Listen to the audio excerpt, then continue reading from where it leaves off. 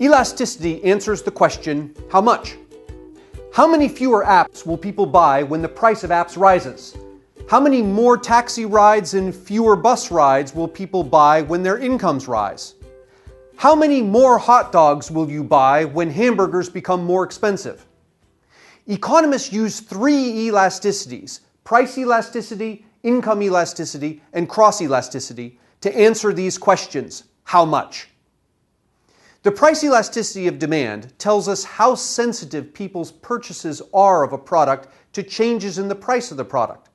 For example, if the price of gas rises a lot and you buy only a little less gas than you did before, we say that your consumption of gas is not very sensitive to price changes. Economists say that your consumption of gas is price inelastic.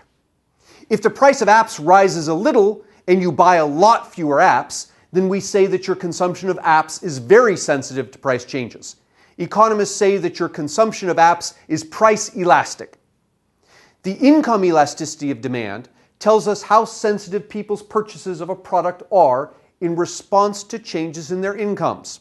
For example, if your income rises a lot and you consume only a little more pizza than you did before, we say that your consumption of pizza is not very sensitive to income changes. Economists say that your consumption of pizza is income inelastic. If your income rises a little and you consume a lot more wine than you did before, we say that your consumption of wine is very sensitive to income changes. Economists say that your consumption of wine is income elastic. Income elasticity also tells us whether consumers regard a product as superior, normal, or inferior. For example, suppose that when your income rises by 10%, you consume 15% more recorded music, 10% more pizza, and 5% less ramen noodles. Economists say that for you, recorded music is a superior product, pizza is a normal product, and ramen noodles are an inferior product. The cross elasticity of demand tells us how sensitive people's purchases of one product are in response to changes in the price of a different product.